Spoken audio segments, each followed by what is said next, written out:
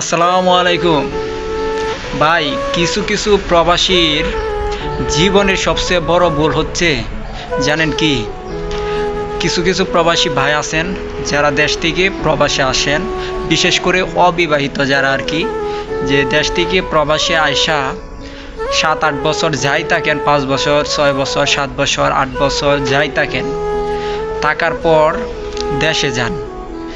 তো দেশে গিয়ে বিয়ে করেন। তো তাদের সবচেয়ে বড় ভুল জানেন কোনটা? তাদের সবচেয়ে বড় ভুল হচ্ছে বিয়ের মধ্যে অতিরিক্ত খরচ করা। অর্থাৎ তিনি যে টাকাটা এতদিনে আয় করছেন বা ইনকাম করছেন, সে সম্পূর্ণ টাকাটা বিয়ে উপলক্ষে খরচ করে ফেলা। কারণ সে এমনভাবে বিয়ে করে, মানে খুব জমজমাটভাবে, এত জমজমাটভাবে করে যেখানে আপনার 10 থেকে 15 লাখ টাকা খরচ হয়ে যায় অনেক প্রবাসী ভাইয়ের। তো একটা প্রবাসী কিন্তু অনেক কষ্ট করে টাকা ইনকাম করে। তো এই যে অনেক কষ্ট করে টাকাটা ইনকাম করে, সেই টাকাটা ব্যয় করে কি? ওই যে বিয়ের ধুমধাম করে অনুষ্ঠান করে। যেখানে দেখা যাচ্ছে কি একজন প্রবাসী দেশে গিয়ে বিয়ে করার ক্ষেত্রে 1-1.5 লাখ 2 লাখ টাকার ভিতরে একটা জিনিস শেষ করে ফেলতে পারে। সেখানে দেখা যায় কি আপনার হচ্ছে কি তারা 10 লাখ 12 লাখ 15 লাখ টাকা পর্যন্ত আপনার হচ্ছে কি এমন ভিআইপি ভাবে করে, যা হচ্ছে তাদের সবচেয়ে বড় একটা ভুল। কী জন্য ভুল? এটা শখ সবারই থাকে, কিন্তু এই শখটা যদি আমার ক্ষতির কারণ হয়ে দাঁড়ায়, তাইলে কিন্তু এমন শখ প্রয়োজন নাই। আপনি বিয়ে করছেন, ভালো কথা, বিয়ে করেন, কোনো সমস্যা নাই, প্রোগ্রাম করেন, এলাকাবাসী আছে, আত্মীয় স্বজন আছে, তাদেরকে নিয়ে আপনি প্রোগ্রাম করেন, কোনো সমস্যা নাই, অনুষ্ঠান করেন, কিন্তু সীমিতর ভিতরেই করেন। এই যে আপনারা 15 থেকে 20 লাখ টাকা খরচ করে ফেলেন একটা বিয়ার অনুষ্ঠানে, আপনি যে এই যে যতদিন থাকছেন ততদিনের ইনকাম কিন্তু এখানে। তো আপনি যদি এই চিন্তাটা করেন যে আমি সম্পূর্ণ টাকা খরচ করে ফেলি, পরবর্তীতে আবার ইনকাম করব। প্রবাস কিন্তু সারা জীবন থাকার জায়গা না। আপনি যত তাড়াতাড়ি আপনি টাকার মালিক হইতে পারবেন, টাকা সঞ্চয় করতে পারবেন, তত তাড়াতাড়ি কিন্তু আপনি দেশে ফিরতে পারবেন, সবাইকে নিয়ে সুখে থাকতে পারবেন। তো এই সুখটা, ক্ষণিকের সুখটা কিন্তু আমাদের সুখ না। আমরা যেন সারা জীবন সুখে থাকতে পারি, প্রত্যেকটা প্রবাসীর চিন্তা কিন্তু এটাই।